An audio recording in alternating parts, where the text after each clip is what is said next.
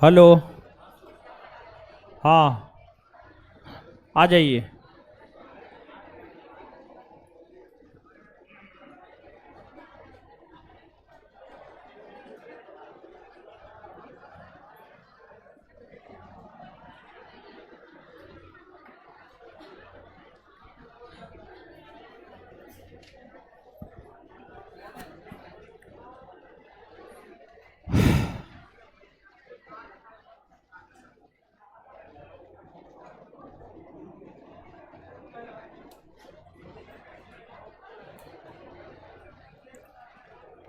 हे,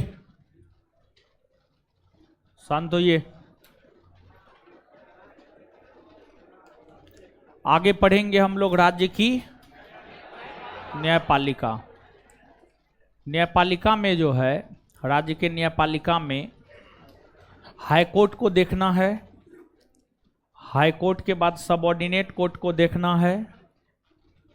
लोक अदालत, court martial, परिवार न्यायालय, मोबाइल अदालत, ग्राम न्यायालय, न्यायिक पुनर्विलोकन, न्यायिक सक्रियता, लोकहितवाद और जनहितवाद। इतना देख लिए, न्यायपालिका खत्म। और राज्य का न्यायपालिका खत्म हो जाएगा। तत्पश्चात जो है आगे बढ़ेंगे। फिर उसके बाद जो चैप्टर बाकी है, देखिए, केंद्र राज्य संबंध, आपात उपबंध, राजभाषा, केंद्र राज्य संबंध, आपात उपबंध, राजभाषा, आयोग और परिषद, संविधान संशोधन, विविध में वरीयता क्रम, राष्ट्रगान, राष्ट्रगीत। बस काम खत्म, पॉलिटी खत्म। समझ गए? नहीं? हाँ, स्थानीय स्वशासन भी है, वो पढ़ा देंगे, चिंता मत कीजिए। चलिए, नहीं अपना से कुछ हो नहीं करेंगे। ठीक है, सही है, समझे। और एक बात और जान लीजिए, कल से इकोनॉमिक्स शुरू हो रहा है। कल से इकोनॉमिक्स शुरू हो रहा है। टाइमिंग है दोपहर में 12 से 2। टाइमिंग है दोपहर में 12 से 2। ऑफलाइन करना होगा तो आ जाइएगा, ऑफलाइन बैठ जाइएगा। ऑनलाइन करना होगा तो ऑनलाइन कर लीजिएगा। ठीक है, यहीं पर, यहीं पर। हाँ हाँ, ठीक है। 12 से 2 इकोनॉमिक्स का बैच कल से शुरू हो रहा है। क्लास के अंतिम में विस्तार पूर्वक बात करेंगे चीज़ों पर। पहले आइए पढ़ते हैं, समझे। अभी आधा घंटा माइंड फ्रेश किए हैं तो दिमाग में जो कचरा होगा वो सब खत्म ना हो गया होगा। तो अब तुरंत कचरा मत भरिए, अंतिम में कचरा सब भरिएगा। न्यायपालिका, न्यायपालिका।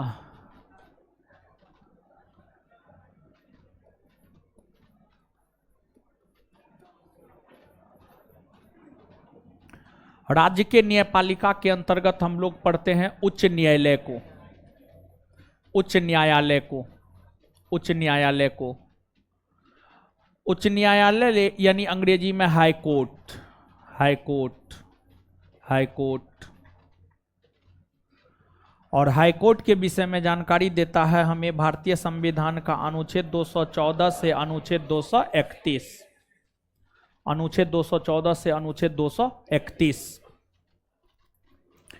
तो हाईकोर्ट के विषय में जानकारी जो हमें अनुच्छेद 214 से अनुच्छेद 231 देता है,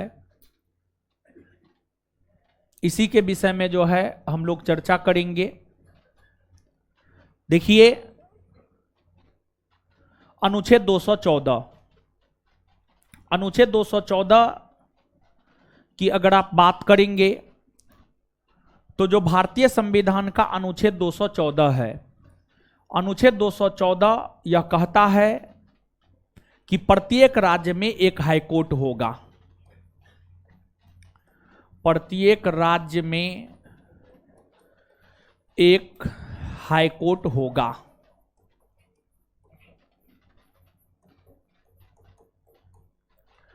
प्रत्येक राज्य में एक हाईकोर्ट होगा, यह बात कहता है अनुच्छेद 214। अगर ऐसा होता तो देश में 28 हाईकोर्ट होता, लेकिन देश में 28 हाईकोर्ट नहीं है, बल्कि वर्तमान में हमारे देश में 25 हाईकोर्ट है। वर्तमान में हमारे देश में 25 हाईकोर्ट है, 25 हाईकोर्ट है, 25 हाईकोर्ट है। तो देखिए, एक संविधान संशोधन हुआ है, 7वां संविधान संशोधन। 7वां संविधान संशोधन 1956 में हुए हैं। और 7वां संविधान संशोधन जो 1956 में हुए हैं, इस 7वें संविधान संशोधन में यह प्रावधान कर दिया गया कि 2 या 2 से अधिक राज्यों के लिए एक हाईकोर्ट हो सकता है। 7वें संविधान संशोधन 1956 में यह प्रावधान कर दिया गया कि 2 या 2 से अधिक राज्यों के लिए एक हाईकोर्ट हो सकता है। और इसीलिए कुछ हाईकोर्ट ऐसे हैं जिसके अधिकार क्षेत्र में 1 से अधिक राज्य है, क्योंकि संविधान में यह प्रावधान कर दिया गया है कि 2 या 2 से अधिक राज्यों के लिए एक हाईकोर्ट हो सकता है। समझ गए? और 2 या 2 से अधिक राज्यों के लिए एक हाईकोर्ट हो सकता है, यह प्रावधान 7वां संविधान संशोधन 1956 के तहत किए गए हैं। अब अनुच्छेद 214 से 231 के बीच में जो अनुच्छेद 231 है, जैसे अनुच्छेद 214 यह कहता है प्रत्येक राज्य में एक हाईकोर्ट होगा, तो जो अनुच्छेद 231 है, अनुच्छेद 231 की अगर आप बात करेंगे तो अनुच्छेद 231 यह कहता है, या अनुच्छेद 231 में यह प्रावधान है कि 2 या 2 से अधिक 2 या 2 से अधिक राज्यों के लिए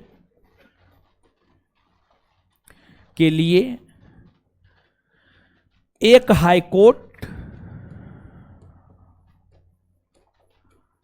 हाईकोर्ट का गठन किया जा सकता है, किया जाता है, या किया जा सकता है, किया जा सकता है। अनुच्छेद 231 यह कहता है कि 2 या 2 से अधिक राज्यों के लिए एक हाईकोर्ट का गठन किया जाता है। तो समझिएगा आप इस बात को कि जो यह प्रावधान है 7वां संविधान संशोधन 1956 में कि 2 या 2 से अधिक राज्यों के लिए एक हाईकोर्ट का गठन किया जा सकता है, यह प्रावधान अनुच्छेद 231 में है। यह प्रावधान अनुच्छेद 231 में है। अगर अनुच्छेद के संदर्भ में पूछेगा कि किस अनुच्छेद में यह प्रावधान है कि 2 या 2 से अधिक राज्यों के लिए एक हाईकोर्ट का गठन किया जा सकता है, तो आंसर अनुच्छेद 231।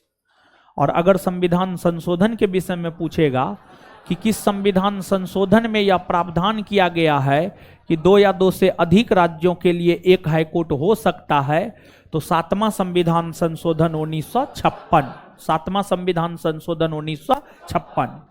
क्लियर है ये बात? अब देखिएगा अनुच्छेद 214 तो यह कहता है कि प्रत्येक राज्य में एक हाईकोर्ट होगा, लेकिन देश की अगर हम बात करें तो देश में टोटल 25 हाईकोर्ट है। देश में टोटल 25 हाईकोर्ट है। तो निश्चित तौर पर कुछ राज्य ऐसे होंगे जो किसी अन्य हाईकोर्ट के क्षेत्राधिकार में आते होंगे, या इस बात को ऐसे भी कह सकते हैं कुछ हाईकोर्ट ऐसे होंगे जिसके क्षेत्राधिकार में 1 से अधिक राज्य आते होंगे। ऐसे हाईकोर्ट जैसे अगर आप मानचित्र नहीं लगाया, अगर आप बात करेंगे अगर आप बात करेंगे चंडीगढ़ हाई कोर्ट की,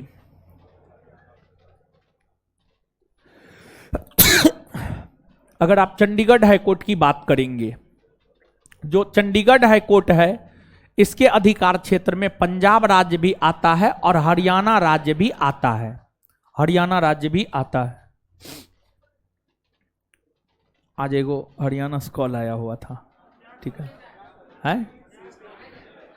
देखिए हरियाणा से कॉल ये आया हुआ था कि देखिए अभी क्या है पता है, अभी ये है कि पूरे भारतवर्ष में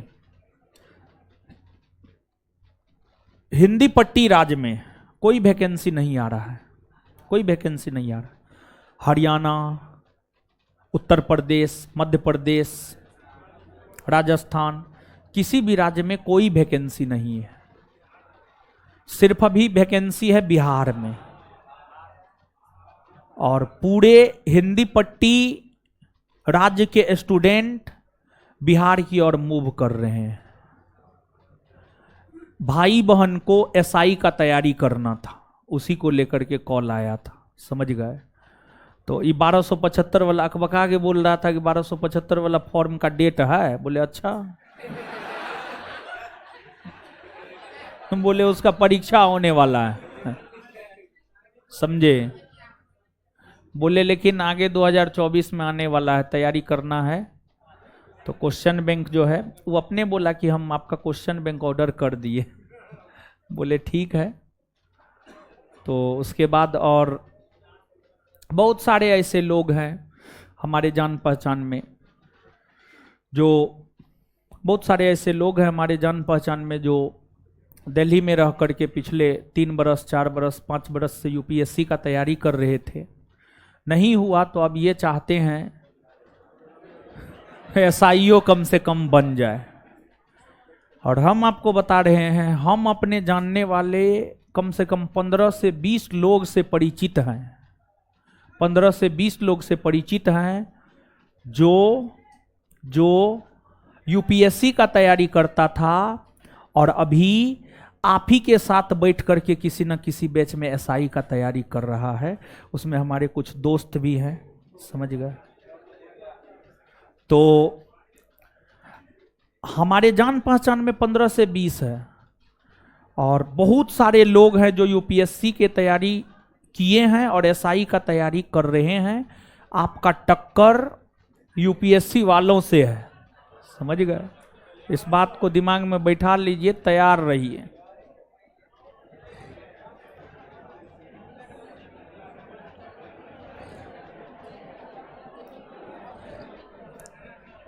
समझे?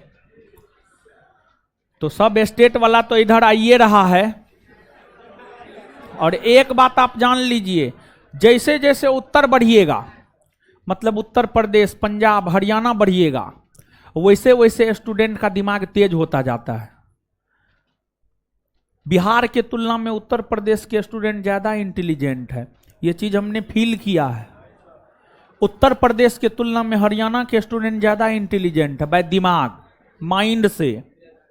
उसके तुलना में पंजाब के स्टूडेंट ज्यादा ये है, इंटेलिजेंट है, समझ गए?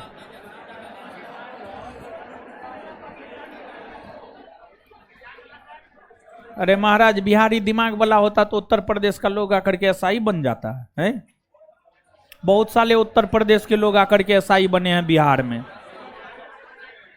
समझे? हर बैच में 1717 से लेकर 2213 तक, हर बैच में 300 400 तक है, 300 400 500 600 तक है हर बैच में। आप ही भरम में मत रहिए, समझे?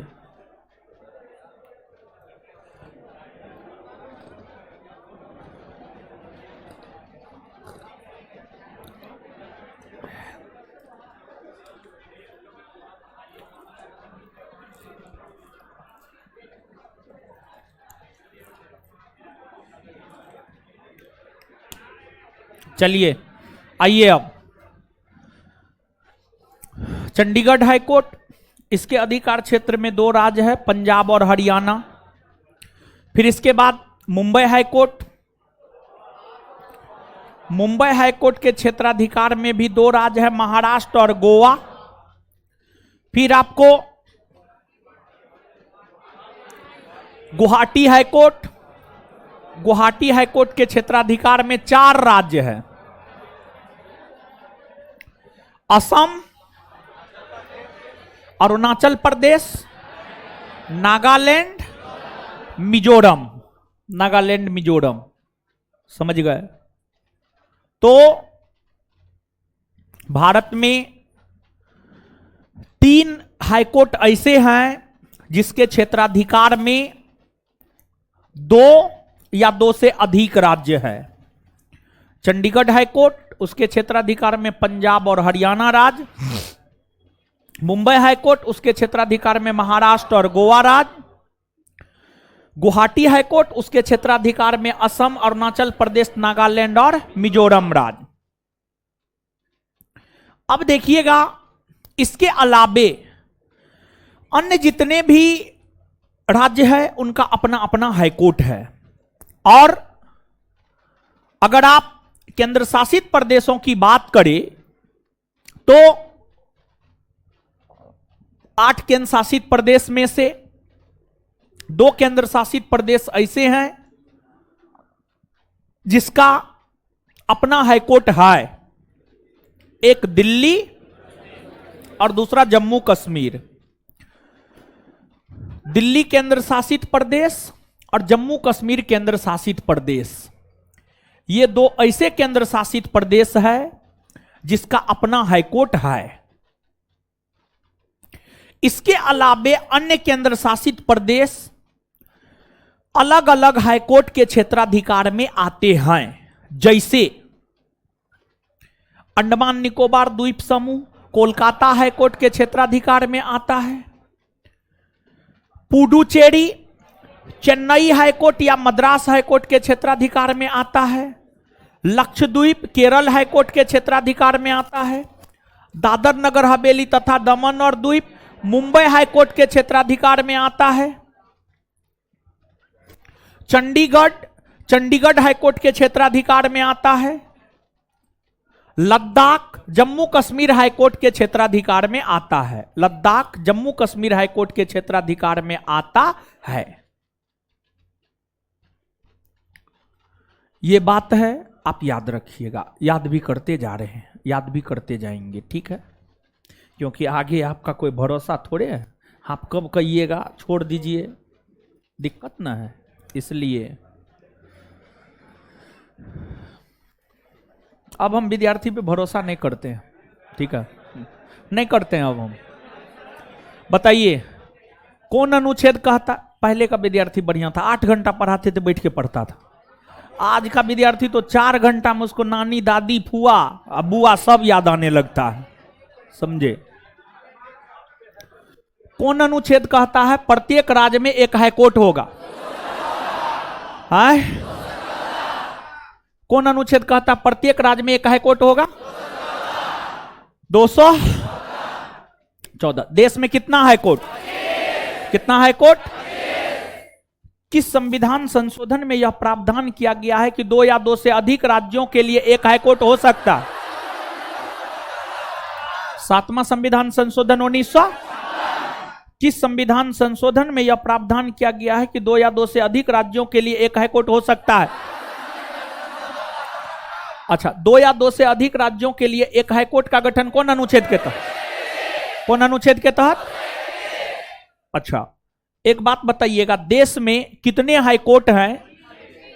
अरे महाराज, पूरा क्वेश्चन सुनते नहीं, अकबकाते बहुत हैं, फिर उठा करके पूछेंगे तो नानी याद आ जाएगा, समझे। चलिए, देश के भीतर कितने हाईकोर्ट है जिसका क्षेत्राधिकार 2 या 2 से अधिक राज्य? कितने हैं? पहला, इसके क्षेत्राधिकार में कौन से 2 राज्य? पंजाब और दूसरा मुंबई हाईकोर्ट, इसके क्षेत्राधिकार में महाराष्ट्र और तीसरा गुवाहाटी हाईकोर्ट। इसके क्षेत्राधिकार में कितने राज्य? कितने राज्य? असम, अरुणाचल प्रदेश, नागालैंड और मिजोरम। गुवाहाटी हाईकोर्ट के क्षेत्राधिकार में कितने राज्य? कौन कौन? क्लियर है? कितने केंद्र शासित प्रदेश है जिसका अपना हाईकोर्ट? कितने हैं? कौन कौन? दिल्ली और जम्मू कश्मीर। दिल्ली और कितने हाईकोर्ट है जिसका, कितने केंद्र शासित प्रदेश है जिसका अपना हाईकोर्ट है? कौन कौन? दिल्ली और, चलिए, अंडमान निकोबार द्वीप समूह कौन सा हाईकोर्ट के क्षेत्राधिकार? कोलकाता। अंडमान निकोबार द्वीप समूह कौन सा हाईकोर्ट के क्षेत्र? पुडुचेरी। चेन्नई या मद्रास? पुडुचेरी। लक्षद्वीप, केरल। लक्षद्वीप, दादर नगर हवेली दमन और द्वीप। मुंबई ना, दादर नगर हवेली दमन और द्वीप। चंडीगढ़, लद्दाख, जम्मू कश्मीर, लद्दाख। क्लियर है इतना बात? चलिए, इसके बाद अब देखिएगा, अनुच्छेद 214 के बाद एक अनुच्छेद है, अनुच्छेद 215। 215 अनुच्छेद 215 की अगर आप बात करेंगे तो जो अनुच्छेद 215 है, यह अनुच्छेद कहता है कि हाईकोर्ट एक अभिलेख न्यायालय है। हाईकोर्ट एक अभिलेख न्यायालय है।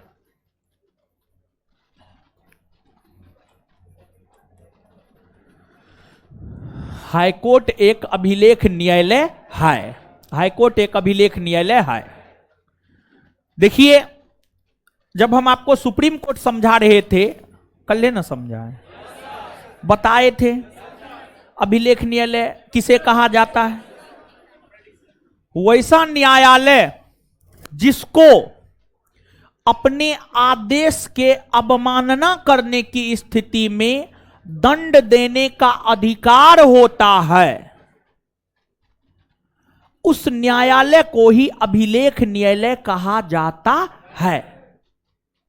जैसे एक मामला हम आपको वर्तमान संदर्भ में बतला रहे हैं, बाबा रामदेव, जिसका कंपनी है पतंजलि, जो योगा करवाता है और योगा के एवज में बिजनेस करता है। योगा के एवज में बिजनेस करता है।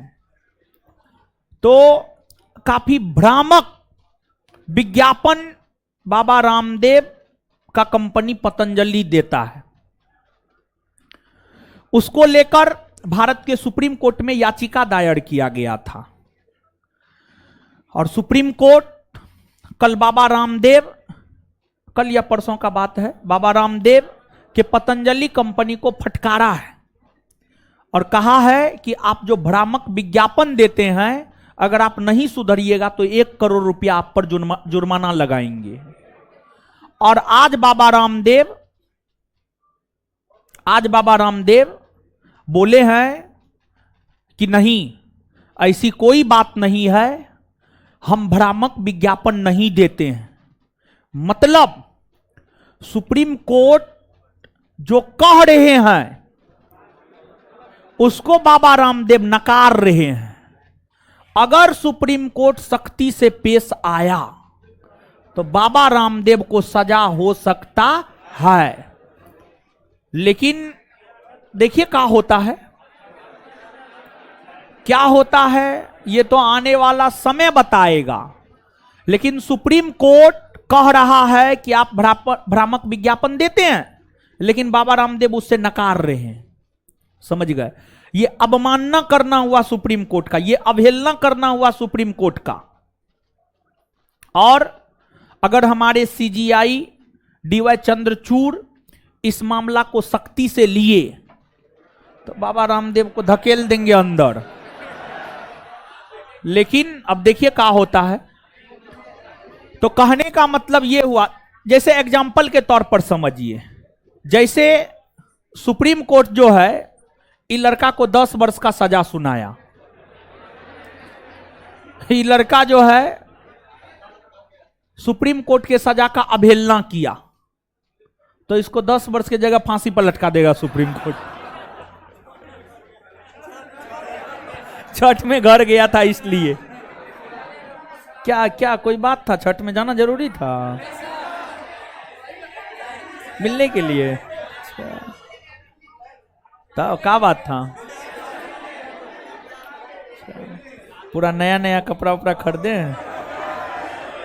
चलिए, तो अभिलेख न्यायालय सीधे तौर पर समझिए। अभिलेख न्यायालय, अभिलेख न्यायालय उस न्यायालय को कहा जाता है जिस न्यायालय को अपने आदेशों के अवहेलना करने पर दंड देने का अधिकार होता है। सुप्रीम कोर्ट ने जो निर्णय दिया है उसका अवहेलना अगर कोई करता है तो सुप्रीम कोर्ट उसे दंड दे सकता है।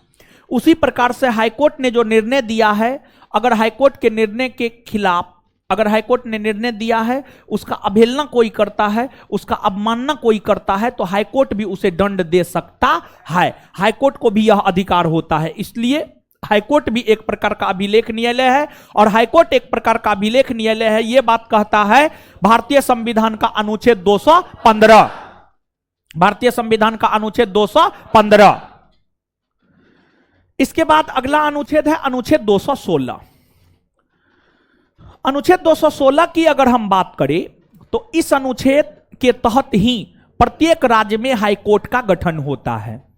प्रत्येक राज्य में जो हाईकोर्ट का गठन होता है, हाईकोर्ट का गठन प्रत्येक राज्य में अनुच्छेद 216 के तहत ही होता है। प्रत्येक राज्य में हाईकोर्ट का गठन अनुच्छेद 216 के तहत ही होता है। 216 के तहत ही होता है। यहां पे विद्यार्थी को बहुत कंफ्यूजन रहता है। जैसे हाईकोर्ट का गठन पूछेगा तो लिख देगा 214, 214। 214 के तहत, 214 के तहत हाईकोर्ट का गठन नहीं होता है, बल्कि 214 में यह है कि प्रत्येक राज्य में एक हाईकोर्ट होगा। यह बात है। हाईकोर्ट का गठन होता है अनुच्छेद 216 के तहत। तो इसमें कंफ्यूजन नहीं होना चाहिए। हमेशा आप याद रखिएगा, हाईकोर्ट का गठन होता है अनुच्छेद 216 के तहत। कंफ्यूजन नहीं ना होगा। 214, 216 में कंफ्यूज नहीं कीजिएगा, नहीं करना है, ठीक है। चलिए, अब हाईकोर्ट का गठन 216 के तहत होता है, ठीक है, होता है गठन, ठीक है, अच्छी बात है। अब देश के भीतर जो 25 हाईकोर्ट है, उन 25 हाईकोर्टों का गठन कब हुआ है? कभी कताल जो है हाईकोर्ट का गठन वर्ष आपसे आपके परीक्षा में पूछ देता है। तो कभी कताल जो हाईकोर्ट का गठन वर्ष आपसे आपके परीक्षा में पूछ देता है, इसलिए गठन वर्ष हम आपको बतला देते हैं और साथ ही साथ हम आपको याद भी करवा देंगे। समझ गए? तो आइए हाईकोर्ट का गठन वर्ष हम लोग देखते हैं और ध्यान दीजिएगा, भारत में हाईकोर्टों का गठन ब्रिटिश काल में ही होना प्रारंभ हो गया था। कुछ हाईकोर्ट ऐसे हैं, 25 हाईकोर्ट में से कुछ हाईकोर्ट ऐसे हैं जो ब्रिटिश काल में ही गठित कर लिए गए थे और कुछ हाईकोर्ट ऐसे हैं जो आजादी के बाद गठित हुए हैं। तो कौन से हाईकोर्ट आजादी से पहले गठित हुए हैं और कौन से हाईकोर्ट आजादी के बाद गठित हुए हैं, सभी से अब हम लोग अवगत होते हैं, ठीक है।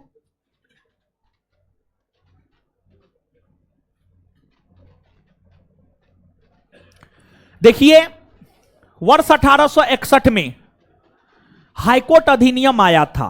1861 ईस्वी में हाईकोर्ट अधिनियम आया था। 1861 ईस्वी में जो हाईकोर्ट अधिनियम आया था, उस हाईकोर्ट अधिनियम के तहत ही भारत में हाईकोर्ट का गठन होना प्रारंभ हुआ और भारत में हाईकोर्ट का गठन सर्वप्रथम वर्ष 1862 ईस्वी में हुआ। भारत में हाईकोर्ट का गठन सर्वप्रथम वर्ष 1862 ईस्वी में हुआ। वर्ष 1862 ईस्वी में हुआ। 1862 ईस्वी में 3 हाईकोर्ट का गठन हुआ और 1862 ईस्वी में जो 3 हाईकोर्ट का गठन हुआ, एक था मुंबई हाईकोर्ट, दूसरा था मद्रास हाईकोर्ट और तीसरा था कोलकाता हाईकोर्ट। तीसरा था कोलकाता हाईकोर्ट। इन तीनों हाईकोर्टों की बात करें तो इन तीनों हाईकोर्ट का गठन 1862 में हुआ है। तीनों हाईकोर्ट का गठन 1862 में हुआ है। 1862 में हुआ है। इसके बाद प्रयागराज हाईकोर्ट, जिसे पहले इलाहाबाद हाईकोर्ट कहा जाता था, वह मूल तौर पर गठित हुआ था आगरा में, लेकिन बाद में उसे आगरा से हटाकर इलाहाबाद स्थानांतरित किया गया और वर्तमान में इलाहाबाद हाईकोर्ट को प्रयागराज हाईकोर्ट कहा जाता है। तो जो प्रयागराज हाईकोर्ट या इलाहाबाद हाईकोर्ट है, प्रयागराज हाईकोर्ट या इलाहाबाद हाईकोर्ट का गठन हुआ है वर्ष 1866 में, वर्ष 1866 में। और प्रयागराज हाईकोर्ट या इलाहाबाद हाईकोर्ट की अगर आप बात करेंगे, पूरे विश्व में सबसे अधिक न्यायाधीश वाला हाईकोर्ट है, या सबसे अधिक न्यायाधीश वाला कोर्ट है, सबसे अधिक न्यायाधीश वाला कोर्ट है पूरे विश्व में, भारत ही नहीं बल्कि पूरे विश्व में। और इस हाईकोर्ट में न्यायाधीशों की संख्या 150 से भी अधिक है, 150 से भी अधिक है। भारत के सुप्रीम कोर्ट में 34 न्यायाधीश है, भारत के सुप्रीम कोर्ट से भी अधिक न्यायाधीश इलाहाबाद हाईकोर्ट में है। और इसका सबसे बड़ा रीजन यह है कि उत्तर प्रदेश राज्य की जनसंख्या, उत्तर प्रदेश राज्य की जनसंख्या और उत्तर प्रदेश का हाईकोर्ट जो इलाहाबाद हाईकोर्ट या प्रयागराज हाईकोर्ट है, उसमें काम का दबाव ही इतना है कि उसमें न्यायाधीशों की संख्या को इजाफा करना पड़ा है और अभी भी उसमें भी पूर्ण नहीं हो पाता है, उसमें भी बहुत सारा काम पेंडिंग में रह जाता है, उससे भी संख्या बढ़ाया जा सकता है, समझ गए। लेकिन फिर भी अभी वर्तमान परिस्थिति में पूरे विश्व में सबसे अधिक न्यायाधीश वाला हाईकोर्ट इलाहाबाद हाईकोर्ट है, जिसे प्रयागराज हाईकोर्ट कहते हैं। इसका गठन आगरा में हुआ था, इसका गठन आगरा में हुआ था, लेकिन इसे जो है स्थानांतरित करके इलाहाबाद लाया गया, जिसे आज प्रयागराज के नाम से जाना जाता है। इसके बाद अगला हाईकोर्ट है बंगलुरु हाईकोर्ट। बंगलुरु हाईकोर्ट कर्नाटका में है। बंगलुरु हाईकोर्ट जो कर्नाटका में है, इसका गठन हुआ है वर्ष 1884 में। फिर इसके बाद है पटना हाईकोर्ट। पटना हाईकोर्ट का गठन वर्ष 1916 में हुआ है। फिर इसके बाद है जम्मू कश्मीर हाईकोर्ट। जम्मू कश्मीर हाईकोर्ट का गठन वर्ष 1928 में हुआ है, वर्ष 1928 में हुआ है। ये तमाम ऐसे हाईकोर्ट है जिसका गठन आजादी से पहले हुआ है, अर्थात 1947 से पहले हुआ है। इसके अलावे अन्य जितने भी हाईकोर्ट है, सबका गठन आजादी के बाद हुआ है, सबका गठन आजादी के बाद हुआ है। अगर आप देखेंगे आगे तो आपको ओडिशा हाईकोर्ट, ओडिशा हाईकोर्ट हो गया। फिर आपको गुवाहाटी हाईकोर्ट हो गया। ओडिशा हाईकोर्ट का गठन वर्ष 1948 में हुआ, गुवाहाटी हाईकोर्ट का गठन वर्ष 1948 में हुआ। फिर आपको राजस्थान हाईकोर्ट, राजस्थान हाईकोर्ट का गठन वर्ष 1949 में हुआ, वर्ष 1949 में हुआ। फिर इसके बाद आपको मध्य प्रदेश हाईकोर्ट, इसका गठन वर्ष 1956 में हुआ। फिर केरल हाईकोर्ट, इसका भी गठन वर्ष 1956 में हुआ। गुजरात हाईकोर्ट, इसका गठन वर्ष 1960 में हुआ। दिल्ली हाईकोर्ट, इसका गठन वर्ष 1966 में हुआ, वर्ष 1966 में हुआ। फिर आपको चंडीगढ़ हाईकोर्ट, इसका भी गठन वर्ष 1966 में हुआ, वर्ष 1966 में हुआ। फिर हिमाचल प्रदेश हाईकोर्ट, इसका गठन वर्ष 1971 में हुआ। सिक्किम हाईकोर्ट, इसका गठन वर्ष 1975 में हुआ। फिर आपको उत्तराखंड हाईकोर्ट, झारखंड हाईकोर्ट और छत्तीसगढ़ हाईकोर्ट। उत्तराखंड हाईकोर्ट का भी गठन वर्ष 2000 ईस्वी में, झारखंड हाईकोर्ट का भी गठन वर्ष 2000 ईस्वी में और छत्तीसगढ़ हाईकोर्ट का भी गठन वर्ष 2000 ईस्वी में। इसके बाद आपको मेघालय, मणिपुर और त्रिपुरा, मेघालय हाईकोर्ट का गठन 2013 में, मणिपुर हाईकोर्ट का गठन 2013 में और त्रिपुरा हाईकोर्ट का गठन 2013 में, 2013 में। इसके बाद आपको हैदराबाद में जो तेलंगाना राज्य का हाईकोर्ट है, इसका गठन 1 जनवरी 2019 को, और जो आंध्र प्रदेश हाईकोर्ट अमरावती में है, इसका भी गठन 1 जनवरी 2019 को हुआ माना जाएगा, समझ गए। ऐसे अगर आप देखेंगे, जब आंध्र प्रदेश और तेलंगाना दोनों एक ही राज्य हुआ करता था, तो उसका हाईकोर्ट हैदराबाद हाईकोर्ट हुआ करता था, उसका हाईकोर्ट हैदराबाद हाईकोर्ट हुआ करता था। और हैदराबाद हाईकोर्ट की अगर आप बात करेंगे तो उसका गठन तो वर्ष 1954 ईस्वी में ही हो गया था, 1954 ईस्वी में ही हो गया था। लेकिन जब आंध्र प्रदेश राज्य का पुनर्गठन हुआ तो जो है आपको आंध्र प्रदेश के लिए अलग हाईकोर्ट और तेलंगाना के लिए अलग हाईकोर्ट, तो दोनों का गठन जो है 1 जनवरी 2019 को हुआ माना जा सकता है, समझ माना जा सकता है। क्लियर है। तो ये आप अगर आप गौर करेंगे तो 2500 हाईकोर्ट का गठन वर्ष से जो है हम आपको अवगत करवा दिए हैं। आप गिन लेंगे 2500 हाईकोर्ट के गठन वर्ष से हम आपको अवगत करवा दिए हैं। और देखिए आपको हाईकोर्ट के स्थापना वर्ष को लेकर के दो दो कॉलम है आपके नोट में। जो पहला कॉलम है उसमें जो ईस्वी वाला आंकड़ा है वो एकदम सही है, एम लक्ष्मीकांत के अनुसार है। और जो दूसरा कॉलम है, दूसरा कॉलम के स्थापना वर्ष और पहला कॉलम के स्थापना वर्ष में थोड़ा बहुत अंतर होगा। तो स्थापना वर्ष में एकाध गो में अंतर होगा, एकाध गो में अंतर हो सकता है। जैसे मध्य प्रदेश में अंतर हो सकता है, मध्य प्रदेश में अंतर हो सकता है। आप देखिएगा, हमको पता है, नोट मेरा है तो हमको पता है ना कहां पे क्या है नया है, समझ गए। तो स्थापना वर्ष में पहला कॉलम का आप याद रखिएगा, स्थापना वर्ष में पहला कॉलम का आप याद रखिएगा। और एक बात और गौर से सुनिए हीरो सब, सुनिए एक बात और गौर से सुनिए। देखिए सामान्य तौर पर राज्य का हाईकोर्ट जो होता है राजधानी नगर में होता है। जैसे बिहार का पटना हाईकोर्ट, बिहार की राजधानी नगर पटना में है, झारखंड का हाईकोर्ट रांची में है। सामान्य तौर पर राज्य का हाईकोर्ट राजधानी नगर में होता है, लेकिन यह कोई जरूरी नहीं है। जैसे असम, असम की राजधानी दिसपुर, उसका हाईकोर्ट तो गुवाहाटी में। उत्तराखंड, उत्तराखंड हाईकोर्ट का मूल स्थान है नैनीताल, और उत्तराखंड की राजधानी कहां है? देहरादून। तो यहां पर हम जो समझा रहे हैं वो बात को आप समझिए। हम आपको यह बात बतलाना चाह रहे हैं कि हाईकोर्ट सामान्य तौर पर राजधानी नगर में होता है, लेकिन कुछ हाईकोर्ट ऐसे हैं जो राजधानी नगर में नहीं है। जो हाईकोर्ट राजधानी नगर में नहीं है उसके मूल स्थान को याद रखना है। जैसे उत्तराखंड हाईकोर्ट के मूल स्थान को याद रखना है, नैनीताल में है। फिर आपको मध्य प्रदेश हाईकोर्ट का मूल स्थान राजधानी नगर भोपाल में नहीं बल्कि जबलपुर में है। इसके बाद जो भी हाईकोर्ट जिसका मूल स्थान उसका राजधानी नगर नहीं है उसको याद रखना है।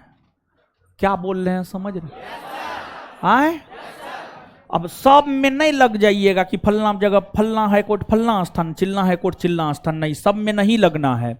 बल्कि जिसका मूल स्थान उसके राजधानी नगर में नहीं है उसको याद रखना जरूरी है, समझ गए। अब आइए यहां तक पहले याद कर लेते हैं, फिर आगे बढ़ेंगे।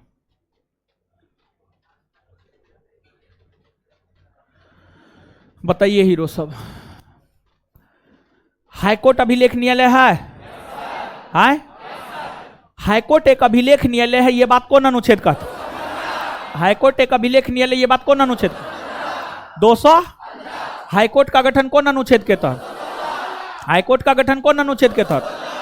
अच्छा, भारत में हाईकोर्ट का गठन कौन, किस वर्ष हाईकोर्ट अधिनियम पारित होने के बाद होना प्रारंभ? 1861। 1861 में हाईकोर्ट अधिनियम पारित हुआ था। और 1861 में जो हाईकोर्ट अधिनियम पारित हुआ था उस हाईकोर्ट अधिनियम के तहत ही भारत में हाईकोर्ट का गठन होना प्रारंभ हो गया। तो हाईकोर्ट अधिनियम कब पारित हुए? 1800। हाईकोर्ट अधिनियम कब पारित हुए? और उसी हाईकोर्ट अधिनियम के तहत भारत में हाईकोर्ट का गठन होना शुरू हुआ, हाँ या ना? शुरू हुआ, ठीक है।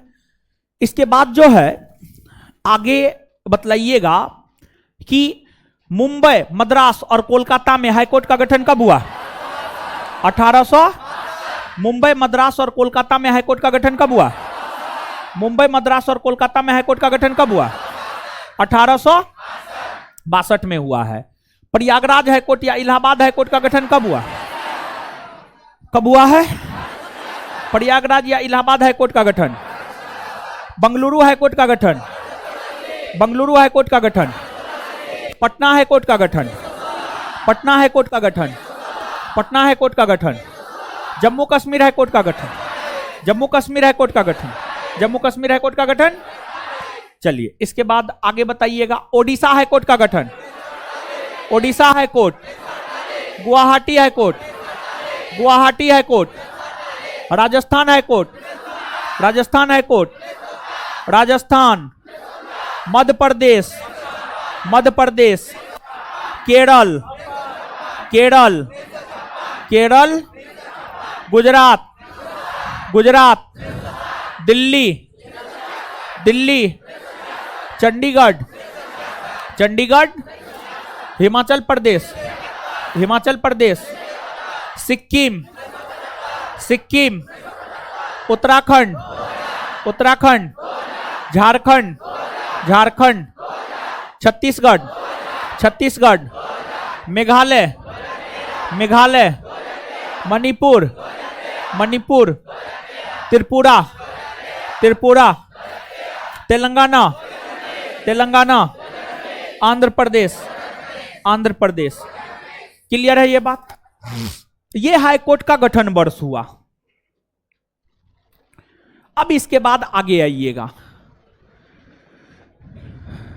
देखिए हाईकोर्ट, हाईकोर्ट में न्यायाधीश होता है, न्याय करता है। और देश में जो 25 हाईकोर्ट है, 25 हाईकोर्ट में न्यायाधीशों की संख्या अलग अलग है। किसी में 34 है, किसी में 43 है, किसी में 52 है, किसी में 3 है, किसी में 7 है, किसी में 10 है, किसी में 12 है। जिस राज्य के हाईकोर्ट में काम का दबाव जितना ज्यादा, उस राज्य के हाईकोर्ट में न्यायाधीशों की संख्या उतना ज्यादा, उतना ज्यादा। और जैसे जैसे आपको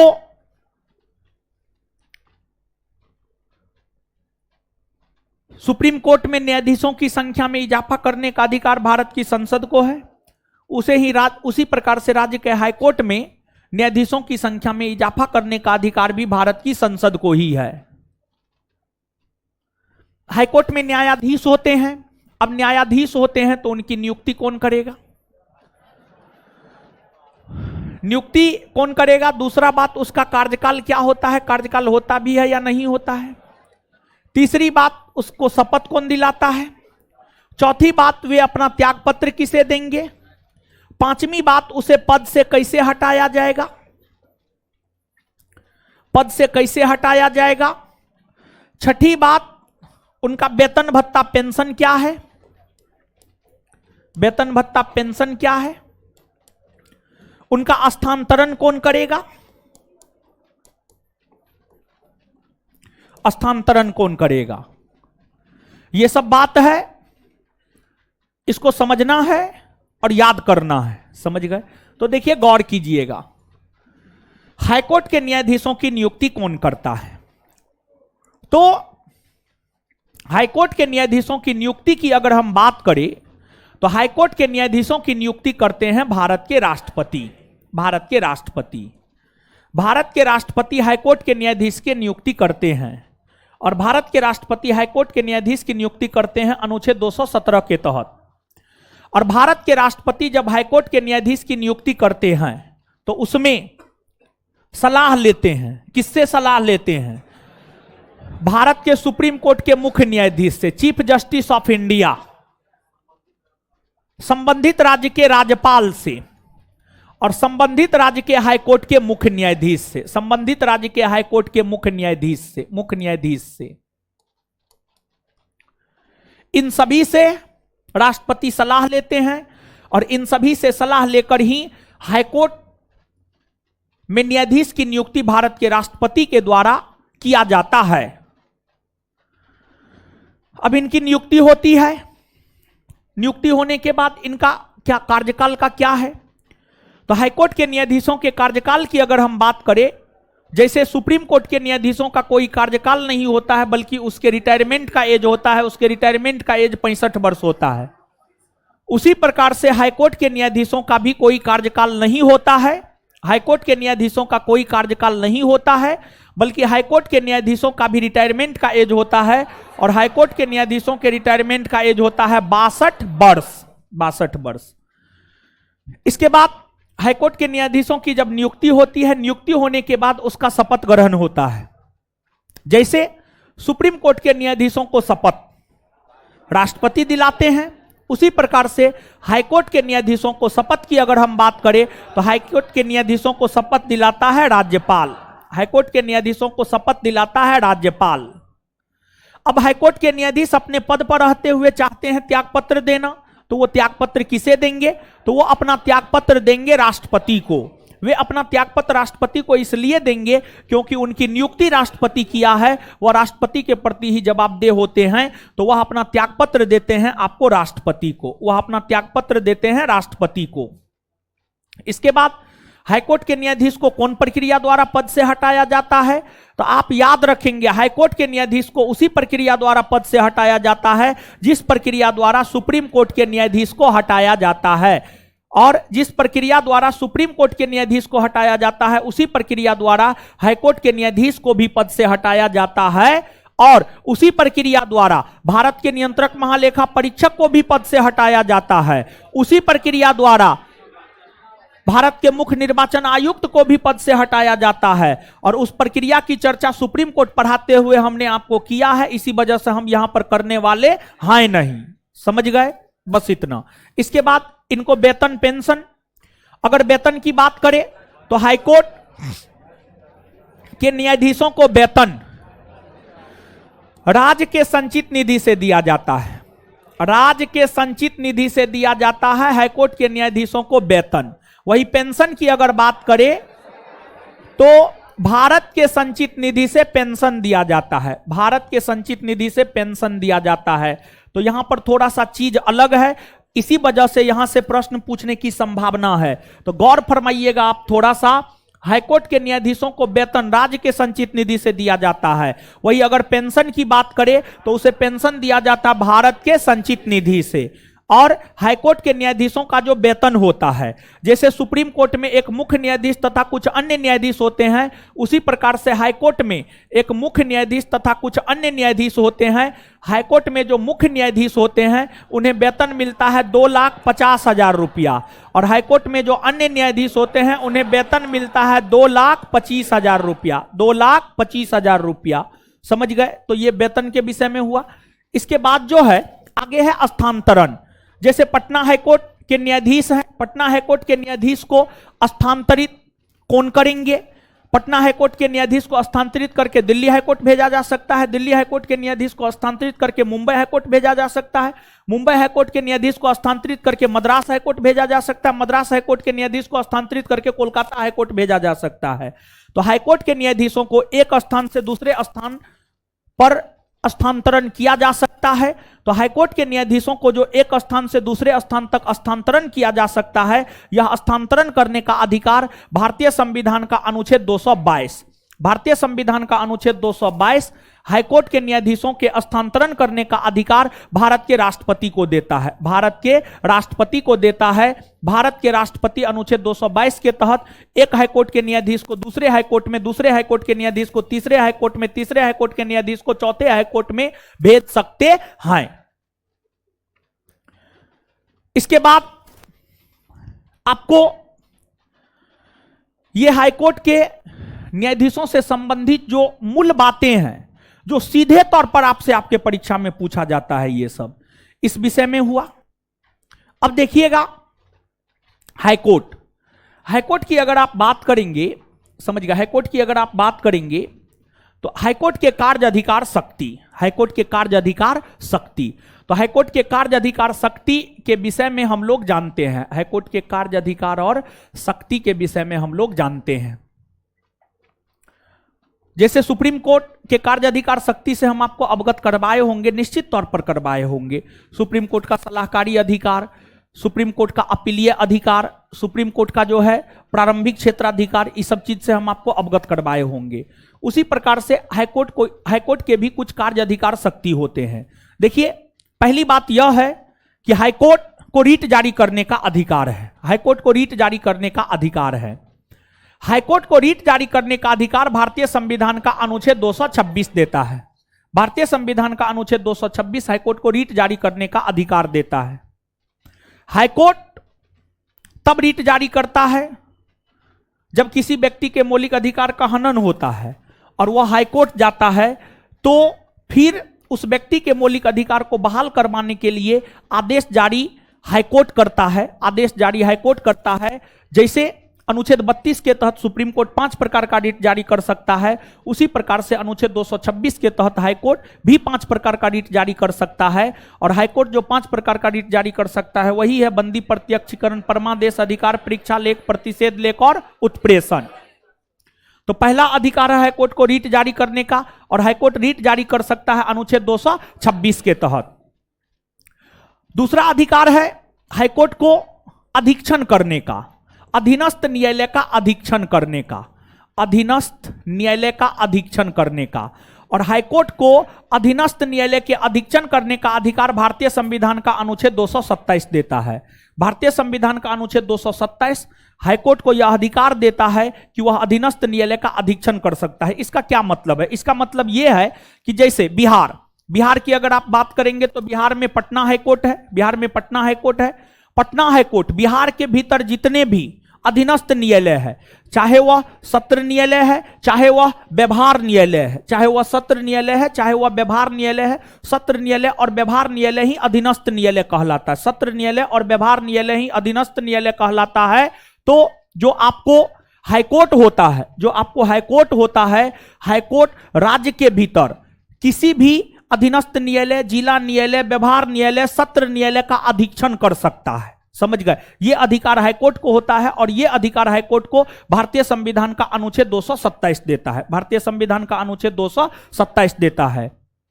इसके बाद हाईकोर्ट के और भी कई सारे कार्य अधिकार शक्ति है। जैसे कि मान लिया जाए अगर संसद के चुनाव में विवाद हुआ, यानी लोकसभा राज्यसभा के चुनाव में विवाद हुआ, वो सीधे तौर पर हाईकोर्ट में रखा जाएगा, वो सीधे तौर पर हाईकोर्ट में रखा जाएगा। अर्थात वैसे मामले जो सीधे तौर पर हाईकोर्ट में रखा जाता है वह हाईकोर्ट के प्रारंभिक क्षेत्राधिकार या मूल क्षेत्राधिकार के अंतर्गत आता है। लोकसभा के चुनाव में, राज्यसभा के चुनाव में, विधानसभा के चुनाव में, विधान परिषद के चुनाव में होने वाले विवाद सीधे तौर पर हाईकोर्ट में रखे जाते हैं। अर्थात ये सब जो है हाईकोर्ट के प्रारंभिक क्षेत्राधिकार के अंतर्गत जो है आपको आता है, हाईकोर्ट के प्रारंभिक क्षेत्राधिकार के अंतर्गत आता है। तो ये सब हाईकोर्ट के जो है आपको अधिकार है। समझ गए? तो ये सब बात जो है आप याद रखिएगा।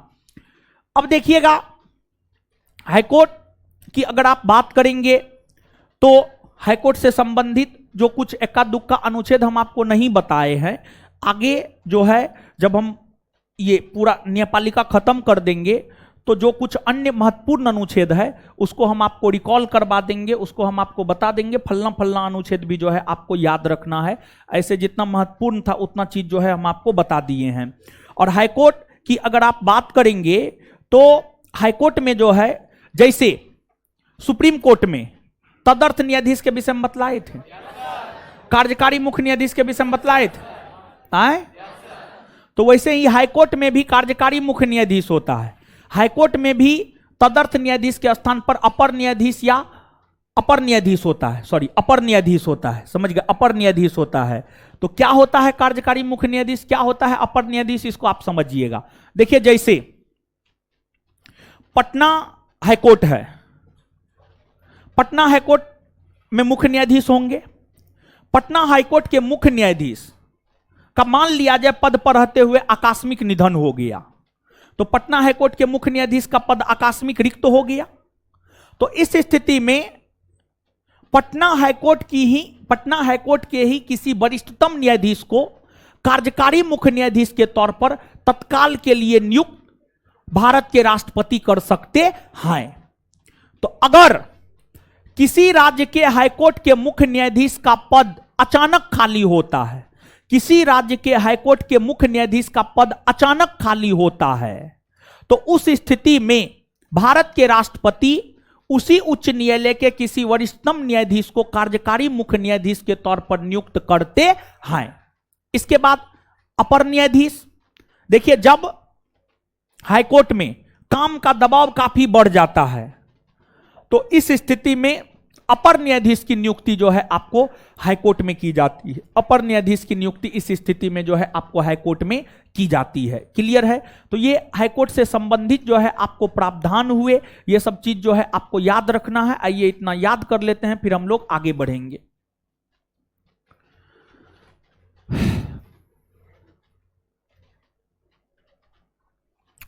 हाईकोर्ट के न्यायाधीशों की नियुक्ति कौन करता है?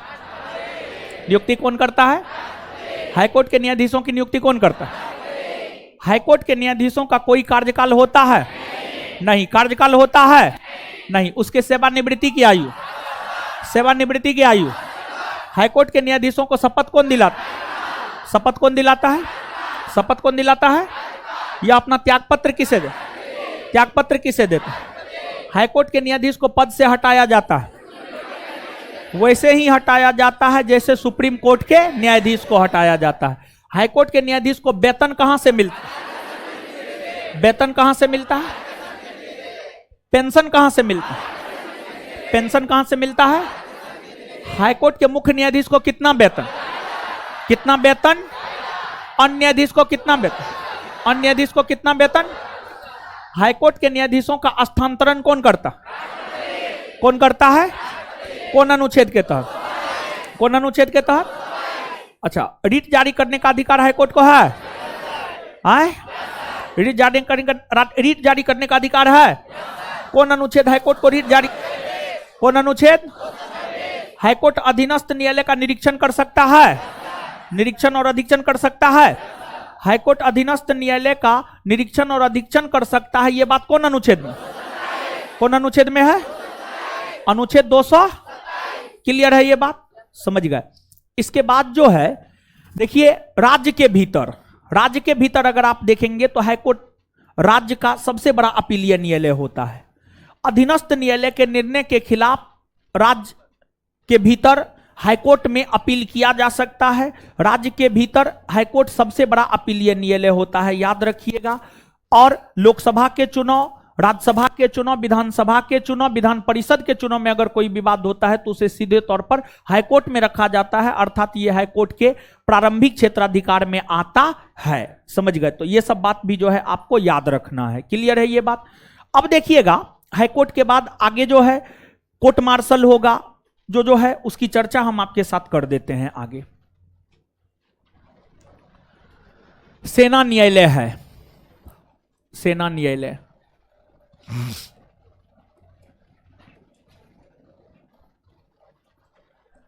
कोर्ट मार्शल, कोर्ट मार्शल के बाद मोबाइल अदालत,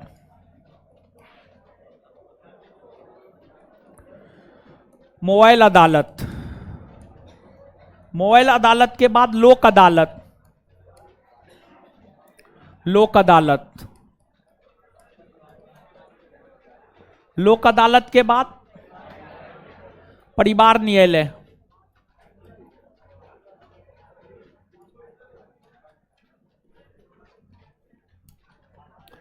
परिवार न्यायालय के बाद ग्राम न्यायालय, ग्राम न्यायालय के बाद फास्ट ट्रैक कोर्ट। ये सब छोटा छोटा है, ठीक है। थोड़ा बहुत जानकारी जरूरी है स्टैटिक जीके के लिए, ठीक है। इसके बाद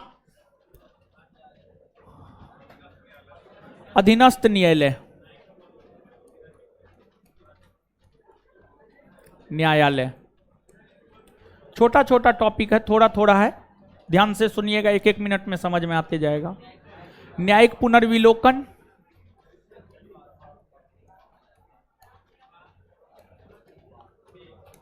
ये सब तो बताए हैं जी पहले भी, नहीं बताए हैं। लोकहितवाद या जनहितवाद,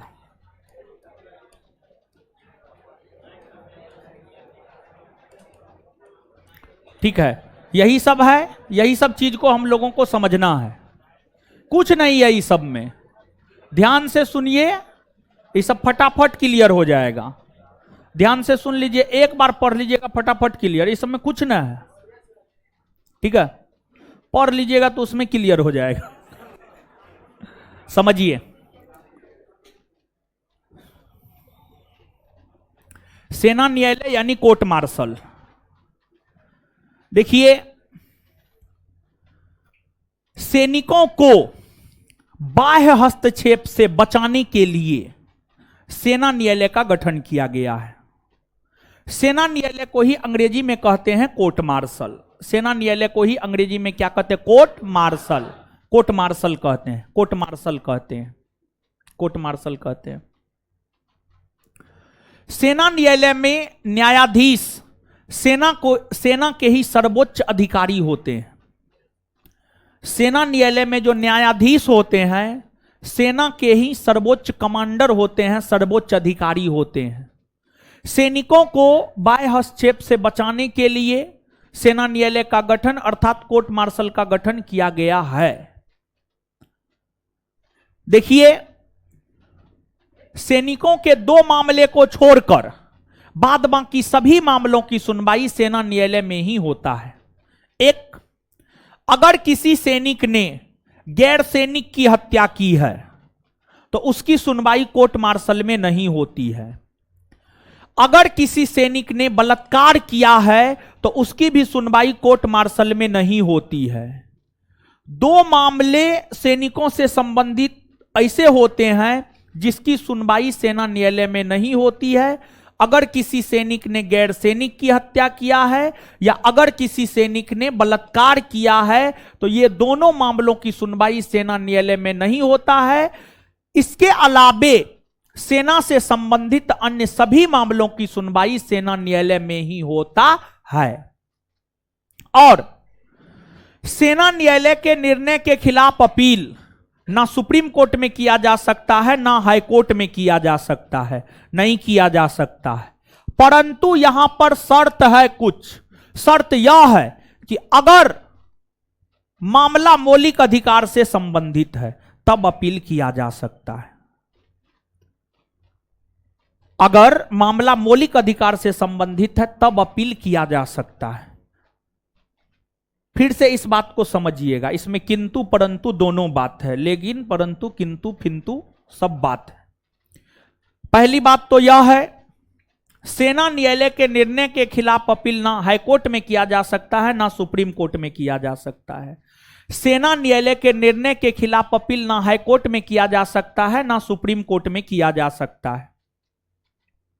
दूसरी बात, लेकिन अगर मामला मौलिक अधिकार से संबंधित है तो फिर अपील सुप्रीम कोर्ट और हाई कोर्ट दोनों जगह किया जा सकता है। बात समझे? तो थोड़ा सा जो है सेना न्यायालय को आप पढ़िएगा, उसमें आप देखिए तो कुछ गलती भी है या कुछ अधूरा भी है। देखिए तो पढ़ करके बताइए तो।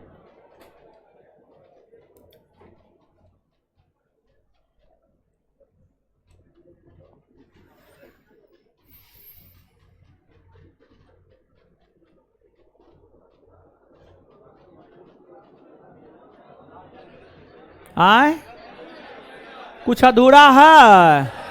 हाँ, पकड़ लिए ना। अच्छा, सेना न्यायालय सैनिकों को बाह्य हस्तक्षेप से बचा। सेना न्यायालय में देखिए कहां पे गलती है। सेना न्यायालय में सैनिकों के मामलों की सुनवाई नहीं होती है। यहां पर क्या होगा जानते हैं? सेना न्यायालय में सैनिकों के निम्न मामलों की सुनवाई नहीं होती है। फिर 1 नंबर और 2 नंबर थोड़ा छूटा हुआ है, गलती नहीं है, थोड़ा सा छूटा हुआ है, तो इसको लिखिए। सेना न्यायालय में सैनिकों के मामलों की सुनवाई नहीं होती है की जगह निम्न मामलों की सुनवाई नहीं होती, निम्न शब्द जोड़िए। सेना न्यायालय में सैनिकों के निम्न मामलों की सुनवाई नहीं होती है। सेना न्यायालय में सैनिकों के निम्न मामलों की सुनवाई नहीं होती है। 1 नंबर में, उसी में लिखिए 1 नंबर में, दोनों का एक ही नोट है। 1 नंबर में, 1 नंबर में, अगर सैनिक ने गैर सैनिक की हत्या की हो, अगर किसी सैनिक ने गैर सैनिक की हत्या की हो, अगर किसी सैनिक ने गैर सैनिक की हत्या की हो, अगर किसी सैनिक ने गैर सैनिक की हत्या की हो, अगर किसी सैनिक ने गैर सैनिक की हत्या की हो, अगर किसी सैनिक ने गैर सैनिक की हत्या की हो। 2 नंबर में, अगर किसी सैनिक ने बलात्कार किया हो। 2 नंबर में, अगर किसी सैनिक ने बलात्कार किया हो, अगर किसी सैनिक ने बलात्कार किया हो, अगर किसी सैनिक ने बलात्कार किया हो।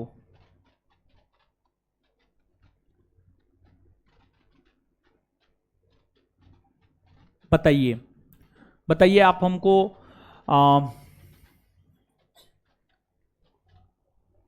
सैनिकों को बाह्य हस्तक्षेप से बचाने के लिए सेना न्यायालय का गठन किया गया है।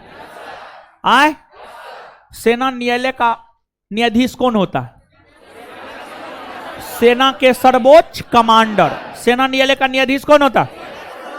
सेना के सर्वोच्च। सेना न्यायालय के निर्णय के खिलाफ अपील हाईकोर्ट सुप्रीम कोर्ट में की जा सकती है? नहीं ना। सेना न्यायालय के निर्णय के खिलाफ अपील हाईकोर्ट सुप्रीम कोर्ट में की जा सकती है? नहीं। लेकिन अगर मामला मौलिक अधिकार से रिलेटेड हो तब किया जा सकता। और सेना न्यायालय में सैनिकों के 2 मामलों की सुनवाई नहीं होती है जी। सेना न्यायालय में सैनिकों के कितने मामलों की सुनवाई?